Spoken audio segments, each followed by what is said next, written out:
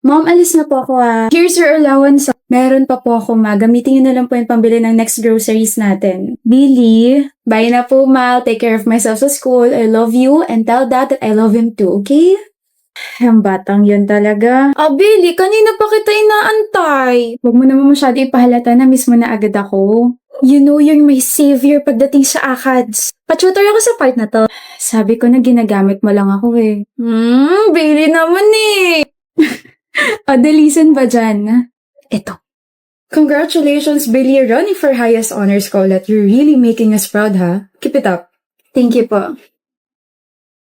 Hindi naman kailangan pumalakpak. Deserve mo naman talaga.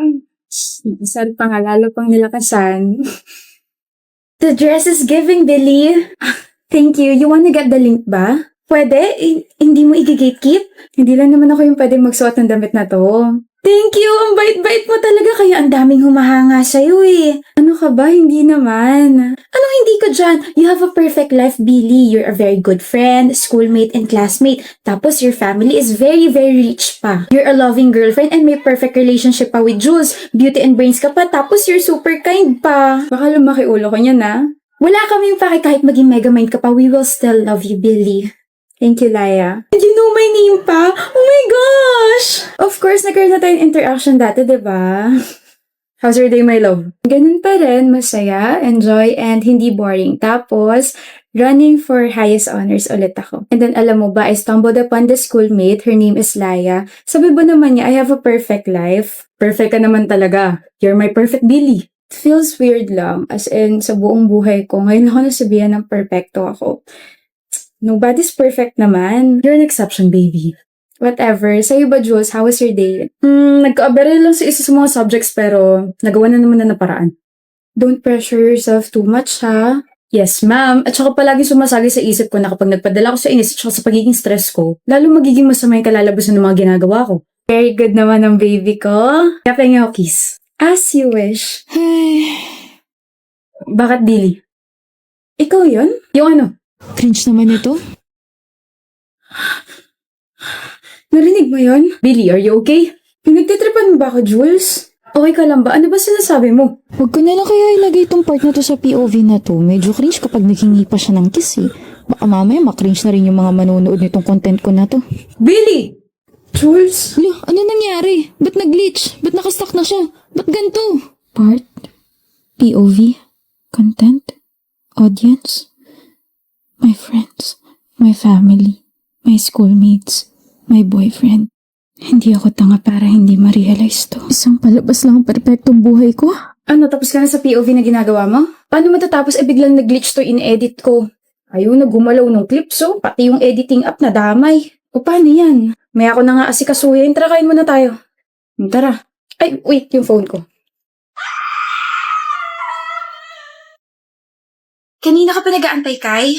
Hindi naman, Vil. Kanina ka pa nag-aantay. Hindi mo na nga maitawid ng maayos yung mga binti mo dahil sa ngalay. Para sa'yo, syempre, kakayanin ko. Akin ang bag mo. Hatid na kita. Dumplings, sinasagot na kita. Sinasagot na kita, Kai. Talaga? Vil.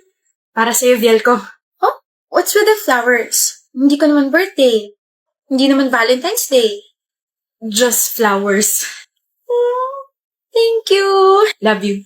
I can't believe we forgot our 3rd anniversary. Yeah. Sorry, pagod lang talaga. Same. Tuloy ba tayo this Saturday? Sorry, Viel, may business trip ako sa Visayas eh. Sakto pala kasi may lakad din ako kasama ng mga friends ko. Viel. Are we okay? No. We're not okay, Kai. We both know we're not okay. Ano nangyari, Viel? Bakit naging ganito? Napagod tayo sa isa't isa. We're not even excited to see each other anymore. No more just flowers. No more small talks. No more celebrations. No more Viel ko. Sorry. Sinubukan naman natin ayusin, pero we got bored. Wala na yung sparks. Sorry. Susundin ka ba ng boyfriend mo? Wala akong boyfriend. Ha? Last balita ko sa'yo, kayo pa ni Kai. So, matagal na kayong break. Sorry, girl, I didn't know. Pero may susundo ba sa'yo? Sabi ka na sa akin. Yeah, may susundo sa akin. Actually, ayan na siya. Kai? What? Huh? Sabi mo break na kayo. Wala akong sinabi. I just told you na wala akong boyfriend. Husband, meron. Oh. Kai's my husband. We got married 3 months ago. Huh? We broke up, we parted ways. Then we met after a couple of weeks. We sat there, stared at each other. Then nag-usap kami. After nun, we realized na it's not all about the sparks. Kasi akala namin kapag nawala na yon, kailangan na tapusin yung relasyon. Which is hindi pala. Cringe pakinggan, pero we were reminded of kung bakit nasa isang relasyon kami. Na support system namin yung isa't isa. Diba? Asawa ko na. Hi, love. Hi, Vielco. Uwi na tayo? Excuse me. Bye, Joey. Ganda mo talaga. Ba't ba ako pumunta sa reunion na to? Sana natulog na lang Let's go, babe. Ano yan? What? What the heck are you wearing, John? Damit. Nakikita ko nga pero polo na pang tito and a denim jeans and what the heck is that? An old shoes? Parang 2 generations na yata pinagdaanan niyo ng pangit. Don't insult my rubber shoes. Pinag-ipunan ko to. Tsaka, Sarah, I don't see anything wrong with my clothes. Wala ko meron. You're meeting with my friends, not with your trashy buddies. Babe, you look dirty. Presentable ako tignan. I know what I'm wearing and we just have a different style. You know what? Let's go shopping. Baguhin natin lahat ng mga damit mo. You should wear shorts or those decent button-up polos. Ayoko. Komportable ako sa ganito. I feel more confident kapag ganito ako. They will laugh at you. Bakit? Kasi ganito suot ko. Parang yun lang? Ano naman kung tawanan nila ako? Ganito gusto ko suotin eh. You don't understand. Ano ba hindi ko maintindihan, ha? Sige nga, Sarah. Ano yung hindi ko maintindihan? Yung itsura mo, tsaka yung pananamit mo. It matters to me because you're now carrying my name. Ano na lang sasabihin ng mga bago kong friends sa akin kapag nakita nilang ganito suot mo? Magiging katatawanan ako, John. So this is about you naman pala. Mas importante pa yung sasabihin nila. Hindi ka man ganito dati Sabi mo you love the way I present myself. Ano nangyari? Siyempre nagbago na ako ng lifestyle because of my new friends. I mean, they are popular and I can see that. ang hirap mo naman pakisamahan, John. Kung ayaw mong baguhin kita, pues magbabago na lang ako ng boyfriend. Okay. What? Kung babaguhin mo ko dahil sa opinion ng mga kaibigan mo, maghanap ka na lang ng bagong dadalhin sa kanila. I'm just helping you. You're not helping me. Ginagawa mo akong manika just for you to look good in front of your new friends. You're kind of ruining me, Sarah. Di mag-break na tayo. I think mas maganda ako tignan kung wala ka kasi you're bringing my status down. Okay. John? Sarah. Kamusta ka na? 5 years na lumilipas pero ganyan ka pa rin manamit. You still look dirty. My gosh, you haven't changed a bit. Napapag-iwanan ka na yata ng panahon. Pero ako, hindi ko siya iiwan. Excuse me? Hi, I'm Ayla. John's fiancé. Finally, na-meet din kita, Sarah. Oh, sorry. Kilala kita kasi nakwento ka sa akin ni John before. So? So, hindi niya kailangan ng opinion mo.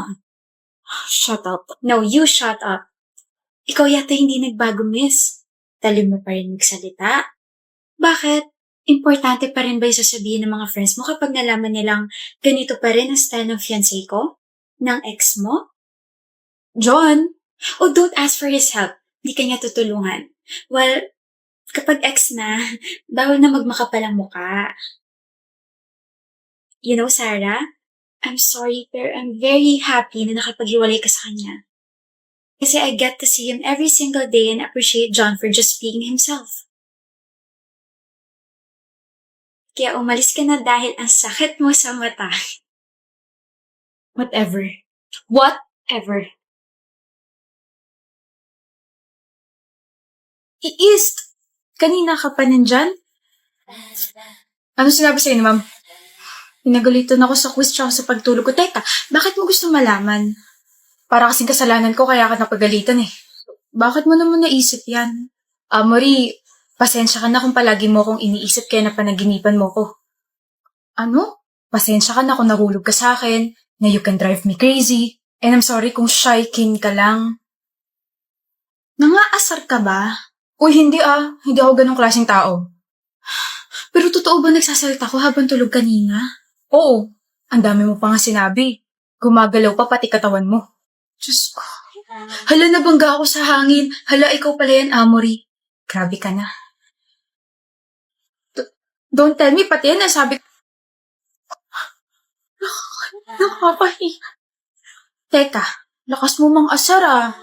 Baka kala mo nakalimutan ko na yung sinabi mo kanina. Alin dun? Yung may gusto akong iba o yung may laway ka pa sa gilid ng labi mo? Inulit pa nga.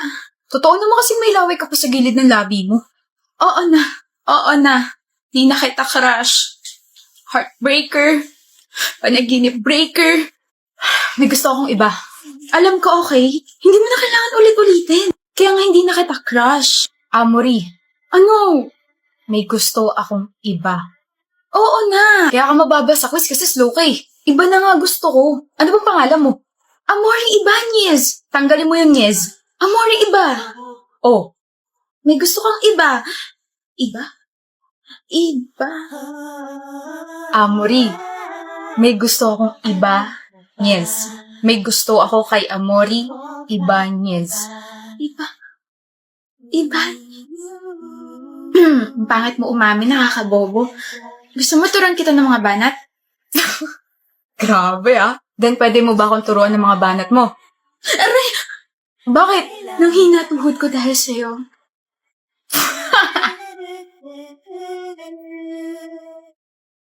Buisit.